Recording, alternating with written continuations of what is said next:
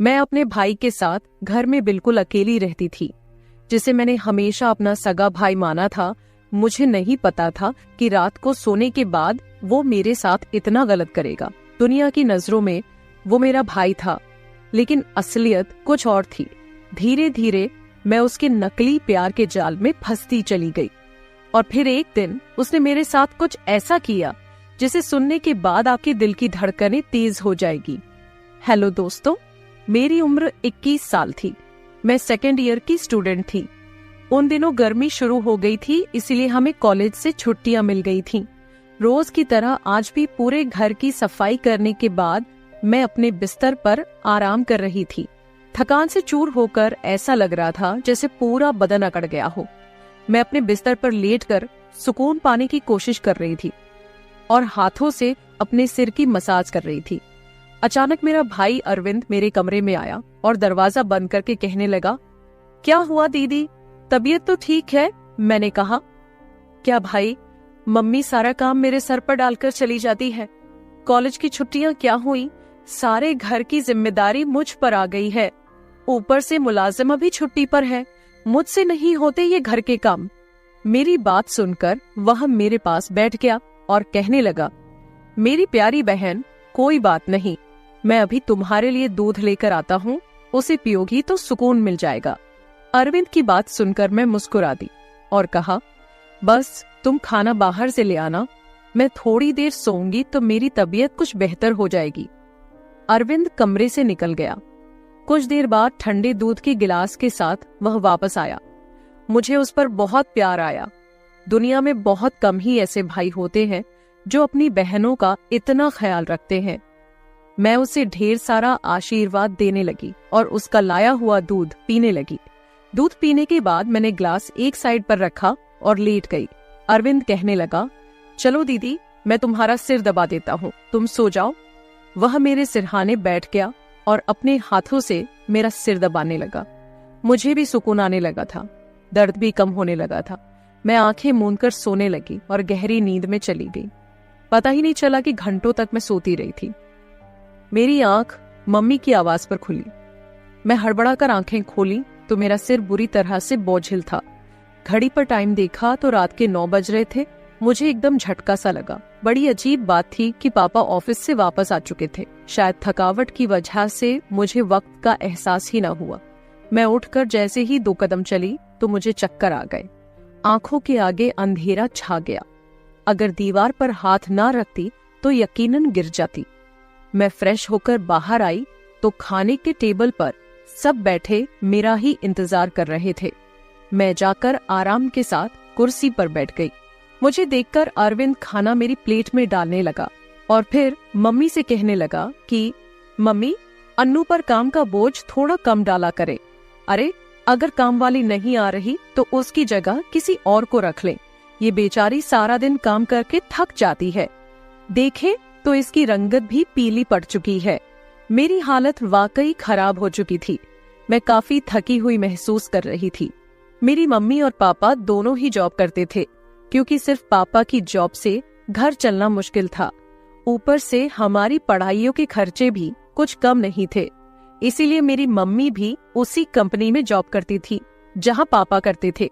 मैं और अरविंद कॉलेज जाते थे, मगर अभी गर्मी की वजह से छुट्टियां थीं, इसीलिए हमें घर ही रहना पड़ रहा था। मैंने ये बात नोट की थी कि पिछले कुछ दिनों से अरविंद मेरे साथ कुछ ज्यादा ही अटैच हो चुका है। जब से मुझे छुट्टियां हुई थी, वह मेरा बहुत ख्याल रखने लगा था। अगर मैं घर का कोई काम कर रही होती तो आकर मेरी मदद करने लगता। अगर मैं थक जाती तो मेरा सर दबा देता। मैं उसे मना करती, मगर वह कहता कि नहीं, तुम थक चुकी हो, इतना काम करती हो, मेरा हक है कि मैं तुम्हें सुकून पहुंचाऊं। मैं भी खामोशी से लेटी रहती। मगर एक रात जो कुछ हुआ उससे मेरे होश उड़ गए थे। क्या अरविंद कभी ऐसा भी कर सकता है? मैं अपने कमरे में सो रही थी। आधी रात के वक्त मुझे महसूस हुआ जैसे कोई मेरे कमरे में आया हुआ है। आहिस्ता से चलता मेरे बिस्तर के करीब आया हो। भले ही मैं सो रही थी, मगर मेरा जहन बेदार था। मैंने हड़बड़ाकर आंखें खोल दी। कमरा अंधेरे में डूबा हुआ था। जब मैंने उठकर देखा तो अंदर कोई भी नहीं था।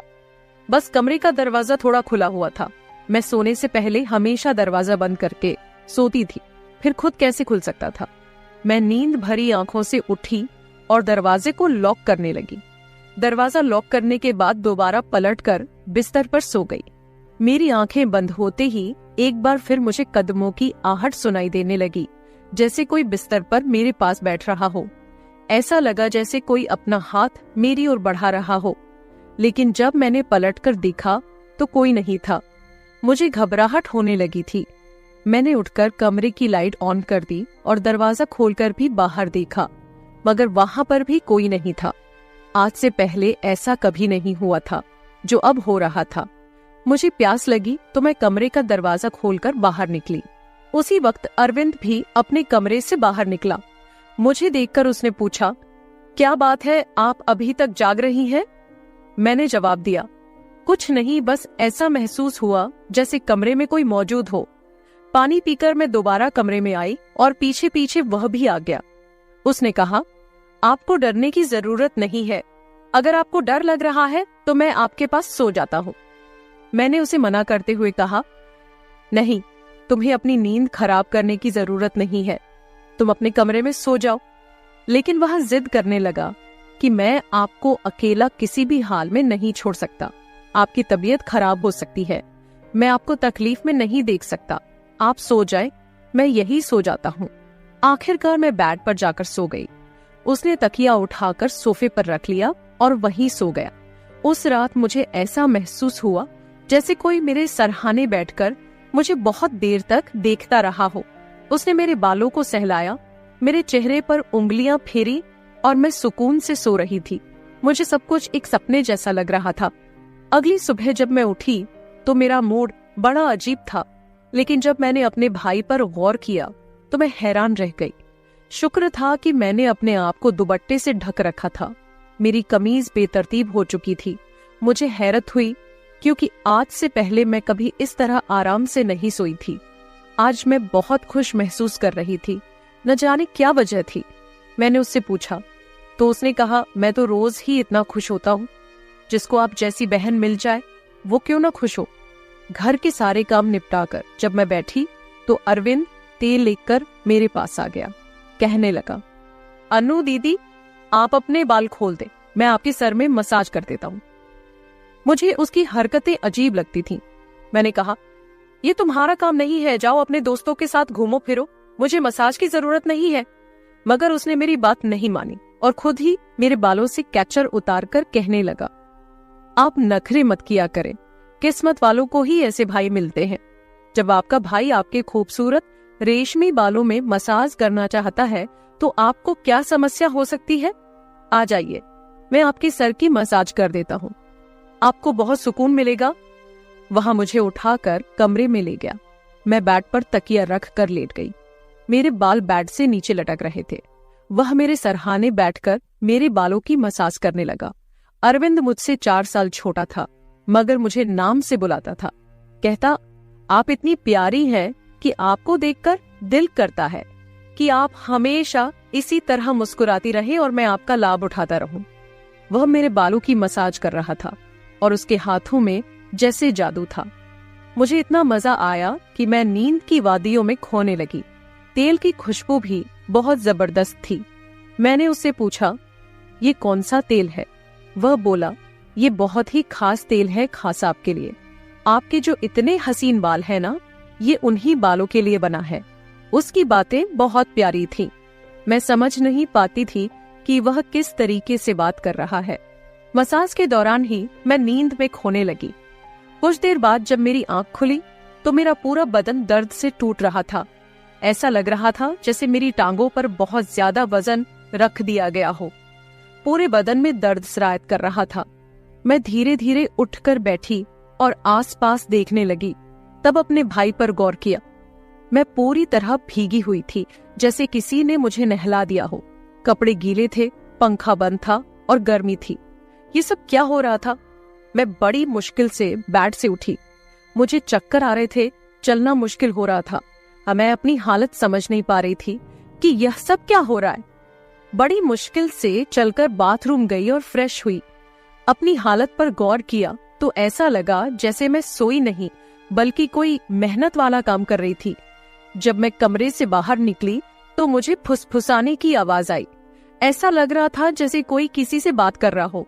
घर में मेरे और उसके अलावा कोई नहीं था। फिर वो किसके साथ बात कर रहा था? मैं पहले किचन में पानी पीने गई, मगर तब तक आवाज आनी बंद हो गई थी। मैं किचन के दरवाजे के पास खड़ी थी।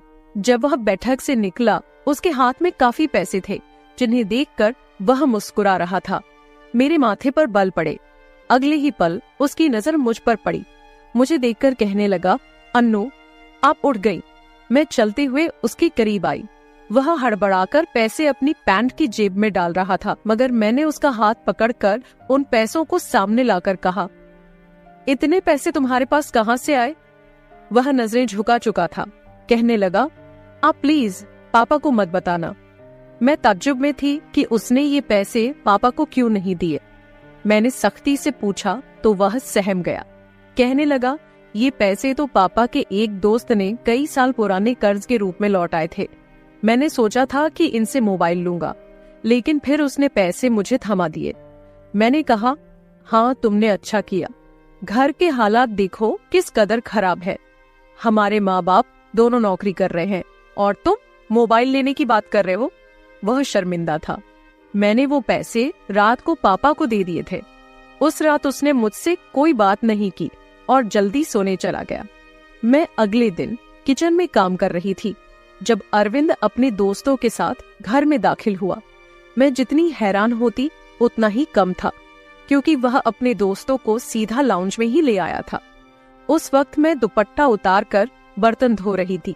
जब वह सब हंसते हुए अंदर आए, मैंने तुरंत दुपट्टा ऊपर लिया और फिर अरविंद को समझाने लगी कि यह क्या तरीका है। तुम जानते हो इस वक्त मम्मी पापा घर नहीं है, फिर भी इन लोगों को घर ले आए हो।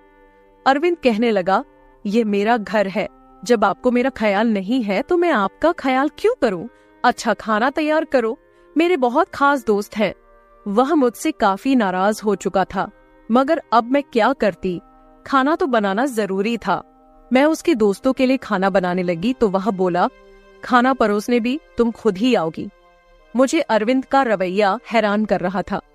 छोटी सी बात पर वह ऐसे कैसे बदल सकता था? मैंने खाना टेबल पर लगा दिया। मैंने गौर किया कि उसके दोस्त बार बार मुझे घूर कर देख रहे थे। वे सभी अरविंद की उम्र से बड़े थे और अजीब तरीके से घूर रहे थे, जैसे कच्चा ही खा जाएंगे। मैं अपने कमरे में बंद होकर रह गई। जैसे ही वे गए तो मैं अरविंद पर फट पड़ी कि दोबारा तुम्हारे दोस्त मुझे इस घर में नजर ना आए। मगर वह तो अगले ही पल मेरे गाल थामकर कहने लगा, इतना गुस्सा कहाँ से आता है? ठीक है, वो नहीं आएंगे दोबारा, मगर आप इस बारे में मम्मी पापा को कुछ नहीं बताएंगी। कैसा लड़का था ये! कभी प्यार जताने लगता तो कभी चिढ़ने लगता। मैंने हाँ में सर हिला दिया और अपने कमरे में चली गई। मुझे अरविंद की हरकतें कुछ मुश्किल सी लगने लगी थी, क्योंकि वह मुझे अजीब तरह से देखने लगा था। उस रोज भी जब मैं अपने कमरे में आराम करने के लिए सोई तो अचानक मुझे अपने पैरों पर किसी का हाथ महसूस हुए। मैंने बौखलाकर आंखें खोली तो अरविंद मेरे पैरों को अपनी गोद में रखकर मसाज दे रहा था। मैंने उसे ऐसा करने से मना किया, मगर वह कहने लगा, मैं जो कर रहा हूँ मुझे करने दे। इस घर में एक मैं ही हूँ जिससे आपकी इतनी फिक्र है। मम्मी पापा को तो काम से ही फुर्सत नहीं है।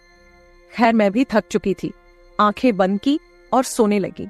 अरविंद के हाथों मसाज करवाने से मैं नींद की गहराई में खोने लगी थी, मगर जब मेरी आंख खुली तो मेरे होश उड़ गए। मेरा सर बुरी तरह चकरा रहा था। बिस्तर की चादर बिल्कुल बेतरतीब हो चुकी थी। बिस्तर पर एक शर्ट और एक मेल परफ्यूम पड़ा था। ये सामान किसका था? मैं तो कुछ भी बोल नहीं सकी। सर में इतनी तेज दर्द था कि मैं दोबारा बिस्तर पर गिर गई। ऐसा लग रहा था जैसे किसी ने मुझे बेहोशी की दवा पिला दी हो। मुझे पास में फुसफुसाहट सुनाई दे रही थी, मगर कौन बोल रहा था यह मैं पहचान नहीं सकी। मुझे तो बस अरविंद की आवाज सुनाई दे रही थी। ऐसा लग रहा था जैसे वह मेरे कमरे में मौजूद हो और मुझे उठाने की कोशिश कर रहा हो। कुछ देर बाद जब मेरी आंख खुली तो सारा दृश्य मेरी नजरों के सामने घूमने लगा। मैंने सबसे पहले बेड की तरफ देखा जहां शर्ट और परफ्यूम पड़े थे, मगर अब वहां कुछ भी नहीं था। आज फिर मेरी हालत बड़ी अजीब थी। मैं बच्ची तो नहीं थी जो यह सब कुछ समझ न पाती। घर में मेरे और अरविंद के अलावा और कोई नहीं था। फिर मेरे सोने के बाद ऐसा क्या होता था कि मेरा पूरा शरीर पानी से नहला दिया गया हो। सिर्फ इतना ही नहीं, मेरा शरीर दर्द से चूर था और रंगत भी बिल्कुल पीली हो चुकी थी। दिन ब दिन मैं कमजोर होती जा रही थी। उस दिन भी अरविंद मेरे करीब आने की कोशिश कर रहा था, मगर मैं बहाना बनाकर अपने कमरे में आ गई थी। दिमाग में अजीब से विचार आने लगे थे। तबीयत भी काफी खराब थी। मेरी हालत देखकर माँ भी परेशान होने लगी। उन्होंने कहा कि वे अगले दिन ऑफिस से छुट्टी लेकर मुझे डॉक्टर के पास ले जाएंगी, ताकि पता चल सके कि मुझे क्या समस्या है। उस रात मैं बार बार उठ रही थी और ठीक से सो नहीं पाई। अगले दिन मेरे माता पिता हमेशा की तरह अपने काम पर चले गए थे। उन्हें शायद मेरी परवाह नहीं थी। मैं खुद ही डॉक्टर के पास गई, जहां अल्ट्रासाउंड में पता चला कि मैं पेट से हूँ। आखिर यह सब मेरे साथ कौन कर सकता था? अरविंद मेरा भाई था, लेकिन फिर मेरे दिमाग में यह बात आई कि मैं उसे सगा भाई समझती हूँ। बात ऐसी थी कि किसी से छिपी नहीं थी कि वो मेरा सौतेला भाई है। वह मेरी माँ की दूसरी शादी से है, जबकि मैं माँ की पहली शादी की औलाद हूँ। इस तरह की बातें मुझे गलत सोचने पर मजबूर कर रही थीं। समझ नहीं आ रहा था कि कैसे अपने माँ बाप को यह बात बताऊं। अरविंद मेरा सौतेला भाई जब मेरे पास बैठता तो कभी मेरा हाथ पकड़ता तो कभी मेरी गाल खींच देता। मैं बहुत परेशान हो चुकी थी कि मेरे साथ आखिरकार ऐसा कौन कर सकता है। फिर मैंने एक दिन अपने कमरे में मोबाइल का कैमरा फिट कर दिया। उस दिन हमारे माँ बाप घर पर नहीं थे। अरविंद फिर मेरे पास आया और मेरे सिर की मालिश करने लगा। मैंने बहुत कोशिश की कि न सोऊं, लेकिन तेल में शायद बेहोशी की दवा थी। जैसे ही मैं उसे सूंघी बेहोश हो गई। 1 घंटे बाद होश आया। माँ बाप भी घर लौट आए थे। जब मैंने कैमरे की रिकॉर्डिंग देखी तो जैसे पैरों तले जमीन खिसक गई। अरविंद मेरे कमरे में अपने उबाश दोस्तों को लाता था जो मेरे साथ बुरा बर्ताव करते थे। अपना काम पूरा करने के बाद वे अरविंद को पैसे देते और चले जाते। ये जानकर मैं टूट गई थी। मैंने कमरे से बाहर जाकर अरविंद का गिरेबान पकड़ा और थप्पड़ों की बरसात कर दी। मम्मी पापा भी आ गए और पापा ने गुस्से से मेरे हाथ पकड़ ली। होश में हो क्या? पागल हो गई हो? क्यों मार रही हो इसे? मैंने रोते हुए वीडियो दिखा दी कि यह जलील इंसान मेरे साथ क्या कर रहा था। वीडियो देखकर माँ फर्श पर गिर पड़ी। पापा को भी विश्वास नहीं हो रहा था। उन्होंने अरविंद को पकड़कर बहुत मारा। उसके मुंह और नाक से खून बह रहा था। अरविंद ने गुस्से में कहा, मैंने इसे कभी अपनी बहन समझा ही नहीं। मुझे पैसों की जरूरत थी। लोग इसके लाखों रुपए देने को तैयार थे। मुझे अपनी जरूरतें पूरी करनी थी, इसलिए मैंने यह कदम उठाया। मैं अपने कानों पर हाथ रखकर बस रोए जा रही थी। पापा ने उसे इतना मारा कि वो लहूलुहान हो गया, मगर जैसे तैसे खुद को उनसे छुड़वाकर घर से भाग गया और फिर कभी पलटकर उस घर में नहीं आया। मैं इस हादसे को मरते दम तक नहीं भूल सकूंगी। भाई वही होता है जो आपके सगे वाले देन से हो। किसी भी अनजान मर्द के सहारे अपनी जवान जहान बेटी को छोड़ना बहुत बड़ी बेवकूफी है, क्योंकि शैतान परस्त मर्द हर वक्त इस आड़ में रहते हैं कि कब किसी लड़की की इज्जत के साथ खिलवाड़ करे। तो मैं अपने तमाम देखने और सुनने वालों से यही गुजारिश करूंगी कि हमेशा अपनी बेटियों को पर्दे में ही रखें और कभी किसी भी अनजान मर्द के सहारे पे उन्हें अकेला न छोड़े। इस सारे मामले में आपको किसकी गलती लगती है? मेरे माँ बाप की जो पैसा कमाने के चक्कर में बच्चों से बिल्कुल बेफिक्र हो गए थे, या फिर मेरी जो अपने सौतेले भाई के साथ बिल्कुल अकेली इस घर में रहती थी और उसके ऊपर हद से ज्यादा विश्वास करती थी और उसे अपना सगा भाई समझती थी। अपनी राय कमेंट बॉक्स में जरूर दे और ये भी बताए कि आपको कहानी कैसी लगी। तो मेरे प्यारे दोस्तों, यह थी हमारी आज की छोटी सी कहानी। अगर आपको यह कहानी पसंद आई हो तो इसे लाइक करें और अपने दोस्तों के साथ शेयर करें। अगर आप ऐसी ही और भी इंटरेस्टिंग और रोमांटिक कहानियां सुनना चाहते हो तो चैनल को सब्सक्राइब जरूर कर ले और बेल आइकॉन ऑन कर ले, ताकि आपको मेरी हर कहानी समय पर मिल सके। कल मिलेंगे एक और नई कहानी के साथ। दोस्तों, धन्यवाद। मेरे पति इस दुनिया में नहीं थे और मेरा एकमात्र सहारा मेरा बेटा था। गर्मी का मौसम था और मेरी आदत थी कि मैं रोज नहाने जाती थी। हमारे घर में केवल एक ही बाथरूम था जो कमरे में नहीं बल्कि घर के आंगन में था। जब भी मैं कमरे से निकलकर उस बाथरूम में नहाने के लिए जाती थी तो मुझे ऐसा लगता था कि कोई मुझे छिपकर देख रहा है। घर में मेरे बेटे के अलावा और कोई नहीं था और बाहर से भी कोई आ नहीं सकता था। पहले मैंने सोचा कि शायद मुझे वहम हो रहा है, लेकिन धीरे धीरे मुझे यकीन होने लगा कि कुछ ना कुछ गड़बड़ जरूर है। परंतु मेरे दिमाग में एक ही बात आती थी कि घर में तो सिर्फ मेरा जवान बेटा ही है और मैं उस पर शक नहीं कर सकती थी। लेकिन समय के साथ मैंने उसकी कुछ ऐसी हरकतें देखी जिससे मेरा शक बढ़ने लगा। एक दिन जब वह घर पर नहीं था तो मैंने उसका फोन उठाकर चेक किया। फोन में एक वीडियो थी जिसे देखकर मेरी आंखों के सामने अंधेरा छा गया। उस वीडियो में साफ साफ दिख रहा था कि जब मैं बाथरूम में नहाने जाती थी तो वह मेरा नाम गायत्री है और मेरे जीवन का सफर बहुत ही अनोखा रहा है। जब मेरी शादी हुई थी तब मैं सिर्फ 19 साल की थी। उस वक्त मैं जीवन की चुनौतियों के बारे में बहुत कम जानती थी, लेकिन जैसे जैसे समय बीता मैंने जीवन के हर उतार चढ़ाव का सामना किया और सीखा कि संघर्ष और प्रेम के साथ हर मुश्किल को पार किया जा सकता है। मेरी शादी एक बहुत ही अच्छे और जिम्मेदार व्यक्ति से हुई थी जो मुझसे उम्र में बड़े थे, लेकिन हमारे बीच का प्यार बहुत गहरा था। हमने मिलकर अपने छोटे से परिवार को खुशहाल बनाने की कोशिश की। 1 साल बाद हमारा बेटा हुआ और मैं मां बन गई। उस समय मैं केवल 20 साल की थी और मेरा बेटा मेरे लिए सबसे बड़ा उपहार था। हमारे बीच का अंतर केवल 16 साल का था, इसलिए हमारे रिश्ते में एक अनोखी मित्रता भी थी। मैं मां थी, लेकिन उसके लिए एक दोस्त भी थी। मैंने अपने बेटे को अपनी दुनिया माना और उसकी परवरिश में कोई कमी नहीं छोड़ी। जैसे जैसे मेरा बेटा बड़ा हुआ, मैंने और मेरे पति ने अपने परिवार के लिए और भी मेहनत की। लेकिन फिर एक दिन अचानक मेरे पति का निधन हो गया। यह मेरे जीवन का सबसे बड़ा धक्का था। मैंने कभी नहीं सोचा था कि इस तरह से मेरी दुनिया बदल जाएगी। अब मेरे सामने एक नई चुनौती थी, अपने बेटे के साथ इस नई जिंदगी को जीने की। वह अब बड़ा हो चुका था, लेकिन उसे जिम्मेदारी का कोई अनुभव नहीं था। उसने हमेशा अपने पिता के संरक्षण में जीवन बिताया था और कभी सोचा भी नहीं था कि एक दिन उसे खुद परिवार का भार उठाना पड़ेगा। मेरे पति के जाने के बाद घर की सारी जिम्मेदारी मेरे बेटे पर आ गई। मैंने उसे समझाया कि अब समय आ गया है जब उसे अपनी जिम्मेदारी निभानी होगी, लेकिन यह सब उसके लिए नया और कठिन था। हमारा घर बहुत बड़ा नहीं था, सिर्फ 2 ही कमरे थे, पर बाहर आंगन बहुत बड़ा था। ये घर उस जमाने का बना हुआ था जब घरों में शौचालय नहीं होते थे।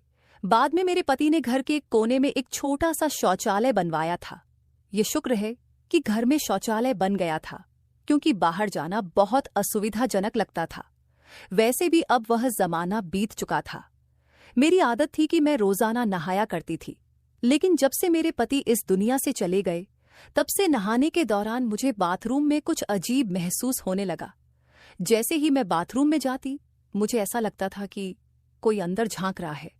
एक दिन मुझे ऐसा एहसास हुआ तो मैंने इधर उधर देखा, लेकिन वहां कोई नहीं था। मैंने सोचा शायद यह मेरा भ्रम होगा, लेकिन अगले दिन भी वही हुआ। अब मैं इस बात से बहुत परेशान हो गई थी, लेकिन यह ऐसी बात थी कि मैं अपने बेटे रोहन को भी नहीं बता सकती थी। रोहन मेरा जवान बेटा था, बेहद खूबसूरत, लेकिन उसने कभी मेहनत नहीं की थी। अब हालात ने उसे मेहनत करने पर मजबूर कर दिया था और इसी वजह से वह आजकल बहुत चिड़चिड़ा रहने लगा था।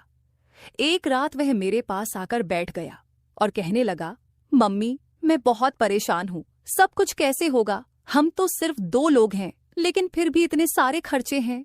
मुझे तो अंदाजा भी नहीं था कि पिताजी इतना सब कुछ संभालते थे। मैं तो समझता था कि यह सब बहुत आसान है, अभी तो शुक्र है कि घर अपना है। मैंने उसे समझाते हुए कहा, बेटा, घर तो अपना है, लेकिन इसकी मरम्मत भी तो करनी पड़ती है। अगर समय पर ध्यान नहीं दिया तो यह भी खराब हो जाएगा। रोहन ने सर पकड़कर कहा, अब क्या करें? वैसे मेरे पास एक आइडिया है। आप मेरी शादी करा दो और लड़की वालों से कुछ पैसे मांग लो। उन पैसों से हम घर की मरम्मत भी कर लेंगे और कुछ काम धंधा भी शुरू कर लूंगा। जब मैंने उसके मुंह से यह बात सुनी तो मैं हैरान रह गई। मैंने उसे फटकार हुए कहा, मैंने तुझे कभी यह सब नहीं सिखाया। लड़की वालों से पैसे मांगना कोई अच्छी बात नहीं है। तेरे पिताजी ने मेरे माँ बाप से एक भी रुपया नहीं लिया था और तू इस तरह की बातें कर रहा है। मुझे यह सब कुछ बिल्कुल भी अच्छा नहीं लगता। मैंने तेरी परवरिश इस तरह से नहीं की है कि तू ऐसी बातें करे। किसी की बेटी को अपने घर लाना कोई मामूली बात नहीं होती। वह भी एक जीती जागती इंसान है, उसका ख्याल रखना पड़ता है। तेरे पिताजी बहुत अच्छे इंसान थे और मैं चाहती हूं कि तू उनसे भी बेहतर बने, लेकिन तू तो अभी से ही लड़की के दहेज पर नजर टिकाए बैठा है। अगर काम करना है तो मेहनत कर, खुद से कुछ कर। मेरे बेटे को मेरी बात बहुत बुरी लगी, जाहिर है उसे बुरा लगना ही था। वह कहने लगा, मम्मी खर्चे बहुत ज्यादा है। मैं तो आपसे अपने दिल की बात कर रहा था और आपने तो मुझे इतना लंबा लेक्चर दे दिया। ठीक है, मत करवाओ मेरी शादी। मैंने कहा, तेरी शादी तब तक नहीं करवाऊंगी जब तक तू कोई पक्की नौकरी नहीं कर लेगा। यह सुनकर वह इतना कहकर चला गया। आजकल नौकरी नहीं मिलती, कोई ना कोई जुगाड़ ही करना पड़ता है। मैंने पूछा, यह जुगाड़ क्या होता है? तो वह कहने लगा, जुगाड़ का मतलब है शॉर्टकट से पैसा कमाना। मैंने कहा, ऐसे कभी कुछ हासिल नहीं होता, मेहनत करनी पड़ती है। रोहन के जाने के बाद मैं अकेली बैठी सोचती रही।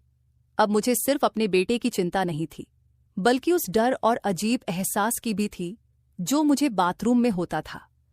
क्या यह सच में मेरा वहम था या फिर कुछ और? मैं इस उलझन में थी कि किसी से बात करूं या नहीं। मैंने सोचा कि अगर मैं रोहन को यह बात बताऊंगी तो वह और भी परेशान हो जाएगा। मेरे पति के जाने के बाद से ही मैं बहुत अकेलापन महसूस करने लगी थी। घर की दीवारें मुझे जैसे घूरती सी लगती थी और हर रात जब मैं बिस्तर पर लेटती थी तो ऐसा लगता था कि मैं उन्हें महसूस कर सकती हूं। मैंने खुद को समझाने की कोशिश की कि यह सब मेरे मन का भ्रम है, लेकिन फिर भी वह डर मेरे दिल में गहराई तक बैठ गया था। रोहन की चिंता ने मेरी बेचैनी को और भी बढ़ा दिया था। मैं सोचने लगी कि अगर वह इसी तरह चिड़चिड़ा और निराश रहता है तो उसकी जिंदगी का क्या होगा। मैंने उसके भविष्य के बारे में कई सपने देखे थे, लेकिन अब ऐसा लग रहा था कि वे सपने दूर होते जा रहे हैं। अगली सुबह मैंने तय किया कि मुझे खुद को मजबूत करना होगा। मैं अपने डर और चिंताओं के आगे झुक नहीं सकती थी। मैंने निश्चय किया कि मैं अपने बेटे को सही मार्ग दिखाऊंगी और उसे मेहनत की अहमियत समझाऊंगी। मैंने रोहन को उसके पसंदीदा नाश्ते के साथ बुलाया और उसकी थाली परोस हुए कहा, रोहन, मैं समझती हूं कि तुम पर बहुत दबाव है और यह सब तुम्हारे लिए नया है, लेकिन याद रखना, किसी भी बड़ी सफलता के लिए मेहनत और धैर्य की जरूरत होती है। शॉर्टकट से कभी कुछ हासिल नहीं होता, और अगर होता भी है तो वह ज्यादा दिन टिकता नहीं। रोहन ने मेरी बात ध्यान से सुनी, लेकिन कुछ नहीं कहा। मैंने उससे कहा, मैं तुमसे बहुत उम्मीदें रखती हूं और मुझे यकीन है कि तुम सही रास्ता चुनोगे, चाहे जितनी भी मुश्किलें आएं। अगर तुम मेहनत करोगे तो सब ठीक हो जाएगा। रोहन ने बस सिर हिलाया और नाश्ता करने लगा। मैं जानती थी कि उसे समय चाहिए, लेकिन मुझे भरोसा था कि एक दिन वह मेरी बात समझेगा। शाम को जब मैं बाथरूम में नहाने गई तो, तलाश कर लो, फिर मैं तुम्हारी शादी श्वेता से करा दूंगी, लेकिन ज्यादा वक्त नहीं लगा सकते क्योंकि वह भी जवान है और तुम भी लड़कियों की शादी जल्दी होनी चाहिए। उसकी माँ भी उसकी जल्दी शादी करवाना चाहती थी। अब तो तेरे पिताजी भी इस दुनिया से चले गए हैं, तो अब तुझे ही सब कुछ देखना है, इसलिए अच्छा है कि कोई नौकरी कर ले। मेरा बेटा कहने लगा कि नौकरी नहीं मिली, लेकिन एक काम मिला है जिसमें बहुत पैसे हैं, पर काम थोड़ा गलत है। मैंने पूछा, क्या मतलब, कौन सा काम है? और तू ऐसे क्यों कह रहा है कि थोड़ा गलत है? गलत तो गलत होता है, थोड़ा गलत क्या होता है? मेरे बेटे ने कहा, मम्मी आपको बताकर मैं पछता रहा हूं, ऐसी बात नहीं है, बाद में बताऊंगा। और यह कहकर वह कहीं चला गया। मैं सोचती रही कि वह क्या कह रहा था। मेरा दिल बैठ गया, क्योंकि आजकल जिस तरह की हरकतें हो रही हैं, किसी भी जवान लड़के या लड़की को अपनी बातों में फंसाना कोई बड़ी बात नहीं रह गई है। मेरा दिल डूब सा गया था। मैं जानती थी कि इस दुनिया में अच्छे लोग भी हैं, लेकिन बुरे लोग भी कम नहीं हैं, जो अपने स्वार्थ के लिए दूसरों का इस्तेमाल करते हैं। क्या रोहन भी किसी गलत राह पर जा रहा था? उस रात मैंने सोने की कोशिश की, लेकिन मन में बेचैनी बनी रही। रोहन की बातों ने मेरे अंदर एक अजीब सा डर पैदा कर दिया था। मैं समझ रही थी कि रोहन मुझसे बहुत कुछ छिपा रहा है, और यह बात मुझे अंदर ही अंदर खाई जा रही थी। मेरे पति के जाने के बाद से ही मैं खुद को बहुत अकेला महसूस करने लगी थी। रोहन ही मेरा सहारा था, और अब उसी के बारे में मुझे चिंता सताने लगी थी।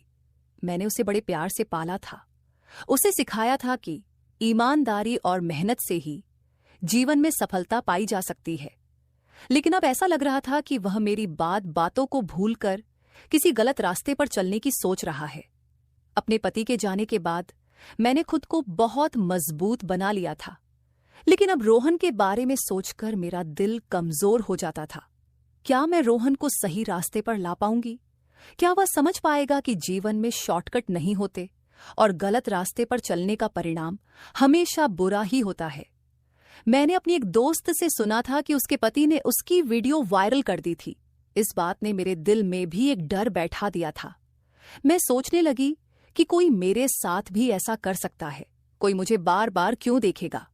कहीं ऐसा तो नहीं कि कोई मेरा वीडियो बना रहा हो और मुझे पता ही ना हो। ये सोचते ही मेरा दिल बैठ गया। मैंने अपनी पूरी जिंदगी अपने पति के साथ बहुत अच्छे तरीके से बिताई थी। मैं एक शरीफ औरत थी, और अब इस उम्र में अगर मेरे साथ कुछ ऐसा हो जाता तो मैं क्या करती?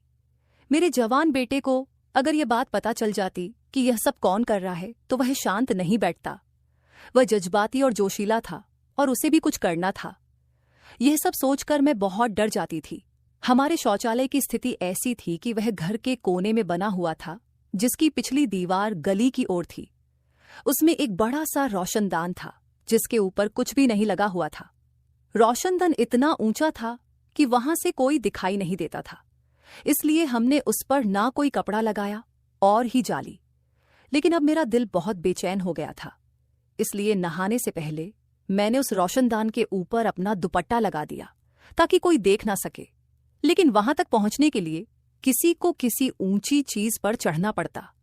गली का स्तर ऊंचा था और हमारा घर नीचा, इसलिए मैंने सोचा इतनी मेहनत कोई क्यों करेगा, वो भी एक बूढ़ी औरत के लिए।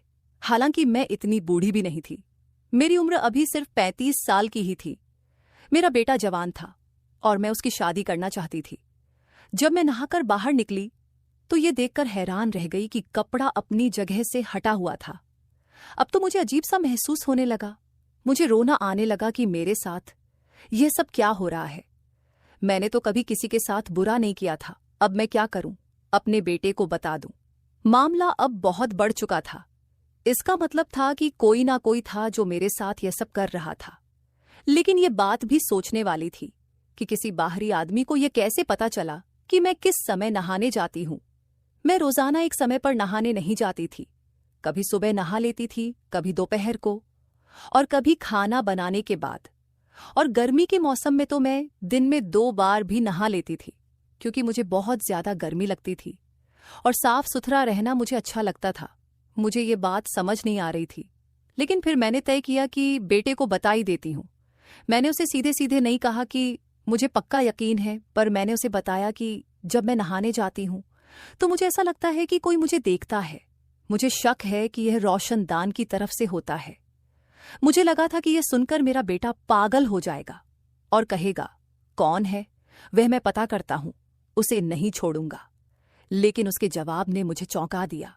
उसने बस इतना कहा, कोई बात नहीं, आपको ऐसा ही लगा होगा। इस बात को छोड़िए, परेशान होने की जरूरत नहीं है। कौन है जो ऐसी हरकत कर सकता है? आप इन सारी बातों को भूल जाइए। उसने इस बात को इतना हल्के में ले लिया कि मैं हैरान रह गई। मुझे उससे ऐसी प्रतिक्रिया की बिल्कुल उम्मीद नहीं थी। वह तो बड़ा गुस्से वाला था, और अपनी मां के मामले में उसे तो और भी गुस्सा आना चाहिए था। घर की औरतें तो अपनी इज्जत होती हैं, लेकिन वह बिल्कुल भी परेशान नहीं हुआ। मुझे लगा कि उसे परेशान होना चाहिए था, फिर उसने क्यों नहीं किया? मैं उसकी मां थी और यह बड़ा मामला था, लेकिन वह मजे से बैठा रहा। मैंने भी दोबारा बात नहीं की। और सोचा कि खुद ही पता करती हूं कि यह सब कौन कर रहा है। मेरे लिए यह आसान नहीं था, लेकिन मैं कोशिश तो कर ही सकती थी। अगले दिन मैंने अपनी योजना के अनुसार काम किया। मैं उस रोशनदान के पास खड़ी रही और ध्यान से देखने लगी कि कोई वहां से झांकता है या नहीं। कुछ देर बाद मैंने देखा कि गली के उस पार कुछ हलचल हो रही है। मेरा दिल जोर से धड़कने लगा। मैंने धीरे धीरे उस ओर देखा और मेरी आंखें फटी रह गई। गली में एक आदमी खड़ा था जिसने अपने चेहरे को छुपाने की कोशिश की हुई थी। वह धीरे धीरे ऊपर की ओर देख रहा था, जैसे कि रोशनदान से अंदर झांकने की कोशिश कर रहा हो। मेरा दिल जोर से धड़कने लगा और मैंने जल्दी से खुद को छुपा लिया। अब मुझे यकीन हो गया था कि मेरे शक सही थे। कोई ना कोई था जो मेरी हरकतों पर नजर रख रहा था। अगले दिन मैंने अपनी दोस्त से कहा कि मुझे एक कैमरे वाला फोन चाहिए। मैं रिकॉर्डिंग करना चाहती हूँ। उसके पास फोन था पर मेरे पास नहीं। उसने कहा, एक दिन के लिए अपना फोन तुम्हें दे दूंगी, पर पहले मुझे बताओ कि बात क्या है। मैंने कहा था कि अभी नहीं बता सकती, बाद में बता दूंगी। मैं उस फोन को बाथरूम में रखना चाहती थी और रोशनदान की तरफ कैमरे का मुंह करके देखना चाहती थी कि मुझे बाहर से कौन देखता है। मुझे लगा कि मैंने बहुत अच्छा आइडिया सोचा है, इससे बेहतर और कुछ नहीं हो सकता। इससे रिकॉर्डिंग भी हो जाती, वीडियो भी बन जाती और मुझे पता चल जाता कि हरकत कौन कर रहा है। साथ ही मेरे पास सबूत भी आ जाता। मैंने अपनी दोस्त से फोन लिया और उसे ऐसी जगह पर रखा, रोशनदान की तरफ कैमरा कर दिया और रिकॉर्डिंग शुरू कर दी। लेकिन जब रिकॉर्डिंग देखी तो हैरान रह गई, क्योंकि रिकॉर्डिंग ठीक से नहीं हो पाई थी। शायद उसके फोन का कैमरा खराब था। इसके बाद उसने अपना फोन मांग लिया और कहा कि उसे फोन की जरूरत है। वह लोगों की बेटियों के रिश्ते करवाने का काम करती थी, इसलिए मैं बार बार उससे फोन नहीं मांग सकती थी। हमारे पास इतने पैसे भी नहीं थे कि उस जगह को बंद करवा दे या फिर बाथरूम कहीं और बनवा दें। घर के हालात पहले से ही खराब थे। जब मेरे पति का निधन हुआ तो पता चला कि उन पर बहुत सारा कर्ज था। अब वे लोग सामने आ रहे थे और अपने पैसे मांग रहे थे। मेरा बेटा भी कुछ कर नहीं पा रहा था, क्योंकि उसके पास कोई स्थायी काम नहीं था। लोग मुझसे कहते थे कि उसकी शादी करवा दो, दहेज के पैसों से वह कोई बिजनेस शुरू कर लेगा और घर में बहू भी आ जाएगी, जिससे तुम भी अकेली नहीं रहोगी। मेरा बेटा आजकल बहुत परेशान रहता था। एक दिन उसने किसी से फोन पर बात करते हुए कहा, आजकल लोग ऐसी वीडियो से बड़े पैसे कमा रहे हैं, लेकिन ऐसी वीडियो बनाना इतना आसान नहीं है। एक वीडियो की ही तो बात है और अगली वीडियो आते ही लोग पिछली को भूल जाते हैं। मैं उसकी बात सुनकर हैरान रह गई। ये कोई फिल्म या ड्रामा नहीं था, सीधे सीधे बातें हो रही थी। मुझे समझ नहीं आ रहा था कि कहीं वह वही बात तो नहीं कर रहा था जो मेरे मन में आ रही थी। अगर एक पति पैसे कमाने के लिए अपनी पत्नी की वीडियो वायरल कर सकता है, तो क्या एक बेटा पैसे कमाने के लिए अपनी माँ की वीडियो वायरल नहीं कर सकता? अगर ऐसा नहीं था तो फिर वह ऐसी बातें क्यों कर रहा था? वह अपने पास कोई खास काम नहीं था। कभी कभी वह एक गाड़ियों के शोरूम में काम कर लेता था, जिससे उसे रोजाना के थोड़े बहुत पैसे मिल जाते थे, लेकिन यह कोई स्थायी नौकरी नहीं थी। उसकी बातें सुनकर लग रहा था कि उसके पास बात करने के लिए और कोई विषय नहीं था। जैसे ही उसने फोन रखा, मैं उसके पास गई और पूछा, तुम किससे बातें कर रहे थे? कौन सी वीडियो बनाओगे और वायरल करोगे? क्या तुम भी उस आदमी की तरह कुछ करने का सोच रहे हो जिसने अपनी बीवी की वीडियो वायरल कर दी थी? मेरा बेटा यह सुनकर हैरान रह गया। उसने कहा, मम्मी, आप कैसी बातें कर रही हो? बात को कहां से कहां जोड़ रही हो? मैं अपने दोस्त से बात कर रहा था, बस वैसे ही बात हो रही थी। मैंने फिर उससे पूछा, तो फिर वह कौन सी वीडियो थी जिसकी बात कर रहे थे? आजकल तो हर तरफ औरतों की ही वीडियो वायरल होती हैं, जिनमें या तो वह डांस कर रही होती है या फिर कुछ और कर रही होती है। देखो, अगर मुझे पता चला कि तुमने भी कोई गलत हरकत की है तो मैं तुम्हें जेल से भी नहीं छुड़वाऊंगी, अड़ वजह से मुझे जेल जाना पड़े। फिर मैंने उसे याद दिलाया, मैंने तुम्हें बताया था कि जब मैं नहाने जाती हूं तो मुझे ऐसा लगता है कि कोई बाहर खड़ा होकर देख रहा है। तुमने इस बारे में क्या किया? पहले तो वह घबरा गया, फिर कहने लगा, मैंने भी आपको कहा था कि आपको वहम हो रहा है, ऐसा कुछ नहीं है। अब मुझे भी गुस्सा आ गया। मैंने उससे कहा, और अगर ऐसा हुआ तो तुम क्या कर लोगे? क्या उखाड़ लोगे? उस आदमी का तुम्हें शर्म नहीं आती? कि एक बार जाकर जांच कर लेते कि ऐसा है या नहीं। किसी से थोड़े पैसे उधार लेकर इस बाथरूम के रोशनदान को बंद करवाने की कोशिश करो। ये रोशनदान इतना बड़ा है कि यहाँ से कोई आदमी छलांग भी लगा सकता है। जब तुम्हारे बाबा ने शौचालय बनवाया था तब जमाना ऐसा नहीं था। मुझे लगा था कि यह सब सुनकर तुम गुस्से से लाल पीला हो जाओगे और कुछ करोगे, लेकिन तुम तो हाथ पर हाथ धरे बैठे हो। मेरे बेटे ने एक अजीब सी बात कह दी। उसने कहा, अगर आपको ऐसा लगता है कि बाथरूम में जाते हुए कोई आपको देखता है तो फिर आप बाथरूम में मत जाया करो। ऐसी उल्टी बात तो वही व्यक्ति कर सकता है जिसका दिमाग उलझा हुआ हो। और मेरे बेटे का दिमाग सच में बहुत उलझा हुआ लग रहा था। आखिर ऐसा कैसे हो सकता है कि मैं बाथरूम में ना जाऊं? गर्मी का मौसम था, क्या मैं नहाती भी नहीं? मुझे तो नहाने का शौक था और साफ सुथरा रहने की आदत भी थी। मैं इस बारे में बहुत सोचती रही और अब मुझे समझ आ गया था कि मुझे क्या करना है। मुझे अपने बेटे पर नजर रखनी थी, क्योंकि इस घर में और कोई नहीं था और बाहर से भी कोई अजनबी हमारे घर में नहीं आता। मैं हैरान थी कि मेरे बेटे को अचानक से क्या हो गया था। पहले वह छोटी छोटी बातों पर इतना गुस्सा करता था, लड़ने मरने को तैयार हो जाता था, लेकिन अब वह बिल्कुल सामान्य हो गया था। उधर श्वेता की माँ बार बार कहती थी कि उसकी बेटी मेरे बेटे को पसंद करती है। वह चाहती थी कि मैं उसे कहूं कि कोई अच्छी नौकरी कर ले ताकि दोनों की सगाई कर दी जाए। लेकिन मैं सोचती थी कि मेरे बेटे को आजकल कुछ समझ ही नहीं आ रहा है कि वह किस दिशा में जा रहा है। लेकिन श्वेता भी पागल थी, जो रोहन से प्यार कर बैठी थी। मुझे लगता था कि अगर वह वाकई उससे प्यार करती थी तो उसे किसी और से शादी नहीं करनी चाहिए थी, चाहे उसे कुछ साल तक इंतजार ही क्यों ना करना पड़ता। श्वेता मेरे दोस्त की इकलौती बेटी थी और अपने घर में सबसे ज्यादा लाडली भी। वह मुझे भी बहुत सुंदर लगती थी। एक मुसीबत मेरे सर पर जरूर थी कि मुझे अपने बेटे पर नजर रखनी थी, लेकिन नजर तब रखती जब वह घर पर होता। आजकल वह ज्यादातर समय घर से बाहर ही रहता था। हालांकि जब तक मैं खाना वगैरह बना रही होती थी तब तक वह घर में ही होता था। एक दिन जब मैं नहाने के लिए गई तो उसका फोन उसके कमरे में पड़ा हुआ था। पता नहीं मेरे दिमाग में क्या आया। मैंने सोचा कि क्यों ना उसका फोन चेक करूं और देखूं कि उसमें क्या है। आखिर वह मेरा बेटा था और मुझे उसके फोन को चेक करने का हक था। मैंने फोन की गैलरी खोली तो उसमें एक वीडियो थी।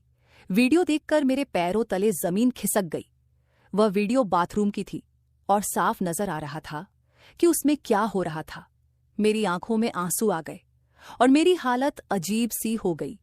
मैंने बार बार देखा कि कहीं और भी वीडियो तो नहीं है, लेकिन वहां सिर्फ एक ही वीडियो थी।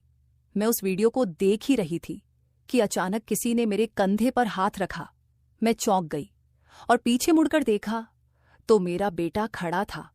उसने देख लिया था कि उसका फोन मेरे हाथ में है और मैं वह वीडियो देख चुकी हूं। यह सुनकर मेरे बेटे का चेहरा गंभीर हो गया। उसकी आंखों में डर की छाया थी। मेरी आंखों में भी एक सवाल उमड़ रहा था, जिसे मैं आखिरकार पूछ ही बैठी। जवाब सुनते ही मैं दंग रह गई। मैंने अपने बेटे की ओर देखा। मेरी आंखों में आंसू छलक पड़े। मैंने उससे कहा, तूने यह सब कब किया, कैसे किया और क्यों किया, बता मुझे। अब उसके भी आंखों में आंसू थे और गुस्से से उसके हाथ कांपने लगे। उसने गहरी सांस लेते हुए कहा, उसी दिन किया था जिस दिन आपने मुझे बताया कि कोई आपको छुपकर देखता है। आपको क्या लगता है? मैं हाथ पर हाथ धरे बैठा रहा। जब आपने कहा था कि कोई आपको देख रहा है तो मुझे बहुत गुस्सा आया था, लेकिन मैं जानता था कि मेरा गुस्सा करना आपको परेशान कर देगा और आप डर जाएंगे। इसलिए मैंने फैसला किया कि मैं आपको कुछ नहीं बताऊंगा, लेकिन जो भी यह सब कर रहा है उसे पकड़कर ही रहूंगा। मैंने सबसे पहले रोशनदान पर एक छोटा कैमरा लगा दिया था जिसका रुख बाहर की ओर था। उसमें आप नहीं बल्कि बाहर का दृश्य दिखता था। उसी कैमरे से मुझे पता चला कि वह हमारे मोहल्ले का ही लड़का है, जो गली में खड़ा होकर देखता है। जैसे ही उसे पानी गिरने की आवाज आती है वह समझ जाता है कि कोई अंदर गया है और फिर अंदर झांकने की कोशिश करता है। मैंने उसका नाम और घर का पता भी मालूम कर लिया है। मेरा तो दिल करता था कि सीधे उसके घर जाऊं और उसे गोली मार दूं, लेकिन जब अपने दोस्त से बात की तो उसने समझाया कि ऐसा करने से कुछ हासिल नहीं होगा। उसने तुम्हारी माँ की कोई वीडियो बनाई है जो उसके पास है, पहले हमें वह वीडियो निकालनी होगी। मैं उसी से बात कर रहा था जब आपने मेरी बात सुनी थी। मैंने मोहल्ले के कुछ लोगों से बात की है और हम उसे रंगे हाथों पकड़ना चाहते हैं। हम ऐसा करेंगे कि उसे लगेगा कोई बाथरूम में नहा रहा है, और जैसे ही वह अंदर झांकने लगेगा हम उसे रंगे हाथों पकड़ लेंगे। अगर वैसे उसे टोक कि वह ऐसा क्यों कर रहा है तो वह कभी नहीं मानेगा, लेकिन जब उसे सबके सामने पकड़ा जाएगा तो कोई भी उसका साथ नहीं देगा। आपसे ज्यादा मुझे गुस्सा है, आपसे ज्यादा मैं बेचैन हूं उसे सबक सिखाने के लिए, लेकिन मुझे धैर्य से काम लेना होगा क्योंकि ऐसे लोगों को पकड़ना आसान नहीं है। हमें उसे सबक सिखाना है ताकि दोबारा कोई ऐसा करने की हिम्मत ना करे। आपको पता है, आपने कहा था कि मोहल्ले में एक लड़की की वीडियो वायरल हुई थी जिसके लिए सभी ने उसके पति को दोषी ठहराया, लेकिन हकीकत में यह काम उसी मोहल्ले के एक और लड़के ने किया था।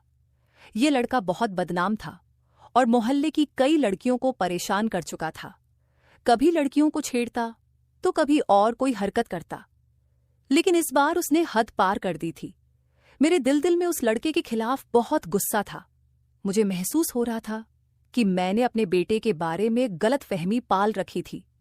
मैं सोचने लगी कि आखिर मेरे अपने बेटे ने ऐसा क्यों किया।